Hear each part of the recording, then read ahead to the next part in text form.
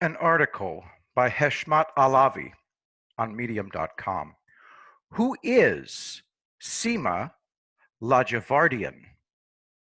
Sima Ladjevardian will introduce herself as an Iranian American running for Congress against the decorated U.S. veteran Representative Dan Crenshaw in Texas. What she will not tell you is that she is endorsed by the Public Affairs Alliance of Iranian Americans, PAAIA, the first official Iranian American lobbying organization in Washington, D.C. America and the state of Texas, please take this warning seriously. It is quite interesting that the National Iranian American Council, NIAC, constantly criticized for lobbying and pushing Iran's talking points in the US, welcomes the launch of PAAIA as the first Iranian American lobby. Sima Ladjevardian has also been officially endorsed by former US President Barack Obama, enjoys the support of former US President Joe Biden, and has special ties with the Clinton family.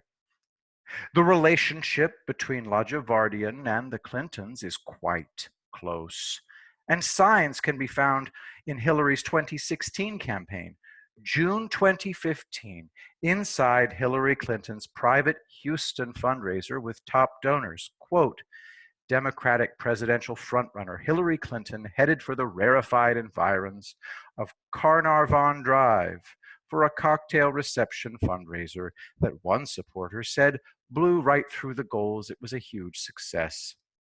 Sima and Masoud Ladjevardian hosted the event in their expansive home in the close-in Memorial neighborhood.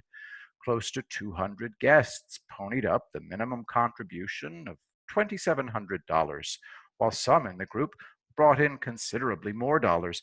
Sima Ladjevardian introduced Clinton, while closing remarks were made by Ali Ansari, Sima's nephew, and Chelsea Clinton's classmate and friend at Stanford. In August 2016, Ladjevardian hosted another fundraiser in Houston. Quote, the Houston fundraiser's hosts include the city's former mayor, Bill White, lawyer Karen Patman, chair of Harris County's Metropolitan Transit Authority Board, and attorney Sima Ladjevardian. In Dallas, hosts include physician, businessman, and Barack Obama bundler Neeland Youngblood, according to mysanantonio.com. The price of admission for the receptions ranges from $2,700 to $33,400. Ladjevardian entered the Harris County Democratic Party office in Houston primaries in the filing deadline on December 9th, 2019.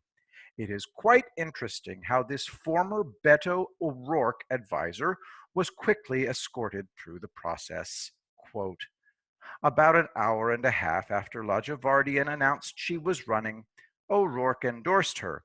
The next morning, the 2018 nominee for the seat, Todd Litton, made clear he was supporting her, and 48 hours after filing, she announced she had already raised over $200,000, according to this profile of Ladjevardian. Interesting that Washington Post columnist Jason Rezaian, who should logically hate the Mullahs regime for imprisoning him, is wholeheartedly promoting a candidate endorsed by this very regime's lobby in the US? Coincidence? I think not. For those interested, this thread sheds light on just one example of how Jason Rezaian is using his Washington Post column to push Iran's talking points. Ben Rhodes also supports Ladjevardian, but do not be surprised. Rhodes has a remarkably close relationship with the NAIC, PAAIA's sister Iran lobby group in the US, and its founder, Trita Parsi. Ladjevardian's background. Sima is the wife of Masoud Ladjevardian. Her father-in-law, Akbar Ladjevardian, is one of the founders of the Bashar Industrial Group and the Isfahan Polyacryl Company, two major corporations in Iran. Her brother-in-law, Mohammed Ladjevardian, said in an interview that he joined the board of NIAC in 2016. Sima's father, Mozaffar Jandogi, was once a member of parliament during the Shah's rule prior to the 1979 revolution. Iran's influence in the US.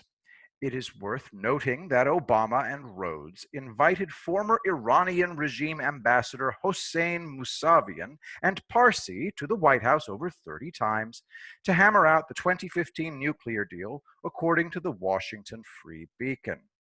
An initiative was launched early this year for an investigation into NIAC. Quote, congressional leaders have petitioned the Trump administration to investigate a pro-Iran lobbying organization that has long faced accusations of acting as the Islamic Republic's unregistered mouthpiece in America, according to WFB.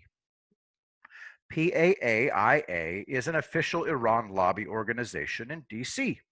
NIAC, however, denies any such lobbying for Tehran. Take a look at the hashtag NIAC lobbies for mullahs to see how Iranians feel about NIAC. And listen to this former regime insider, how he explains how NIAC was launched by Iranian Foreign Minister Mohammad Javad Zarif. And Parsi has been under more fire recently for his close relations with Zarif. Trita Parsi, executive vice president of the Quincy Institute, an isolationist think tank funded by billionaires George Soros and Charles Koch, copied criticisms of Trump's response to Portland protests first spread by Iranian Foreign Minister Javad Zarif, an architect of the Iran nuclear deal, according to WFB. Parsi very clearly parrots Zarif's talking points. During Obama's years, NIAC was able to place its members inside the White House. Sahar Nouruzadeh, a former NIAC member, reached as far as the Oval Office during the Obama-Biden tenure and had major influence in helping craft the full-throttle appeasement vis-a-vis Iran's regime. Yasmin Tayeb, another former NIAC member, sought a seat in the Virginia Senate. For those interested, see this thread that sheds light on her background. NIAC have been working on placing their members inside U.S. decision-making bodies. This includes advisors and assistants in the offices of various and at times controversial members of the House of Representatives. This thread provides more info for those interested. Iran also has, quote, reporters establishing close ties with Team Biden to push the mullahs' talking points into Biden's foreign policy agenda. This thread explains.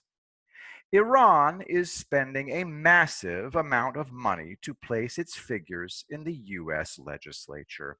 This makes it even more imperative to be informed and inform others about Iranian regime lobbyists who are trying to give Tehran a foothold in US politics. Call on your representatives and senators to investigate into Iran's lobby groups in the US. And since I have a feeling that there will be backlash from pro-Iran regime voices on Twitter accusing me of being a fake account, I'll leave this link from my blog that debunks those claims. Thanks for listening, and remember,